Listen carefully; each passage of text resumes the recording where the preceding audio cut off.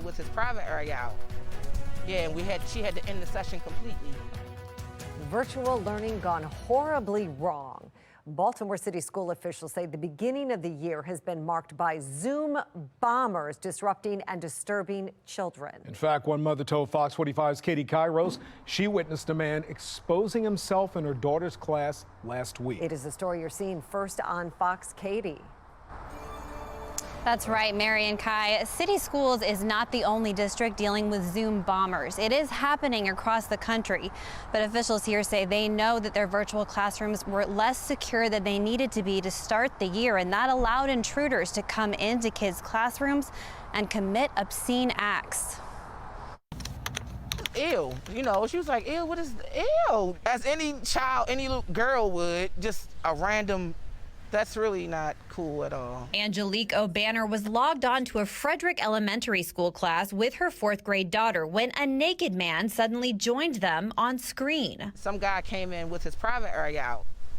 Yeah, and she had to end the session completely. O'Banner is thankful for the teacher's quick actions. She says her daughter was alarmed. Teachers was calling us individually. You know, did you see that? I'm so sorry, you know, that kind of thing. So it wasn't just us, it happened in other schools as well. So I don't know what's going on or why these people want to do that, but it's not cool. And something very abnormal or even horrible happens, you need to know from us. Spokesman Andre Riley says Zoom bombing was a widespread problem in city schools for the first week and a half. It was a significant problem of individuals getting those classroom codes, and then they're showing up and they're behaving poorly, or they're doing things that are just flat out illegal. That's because the Zoom classrooms were not secure, as administrators tried to make it easier for students to log on. For the first week or so of school, we allowed students to access their classes on Zoom without having to sign in. You know, the most generic way possible. After the indecent exposure, City Schools instituted a new policy as of September 17th.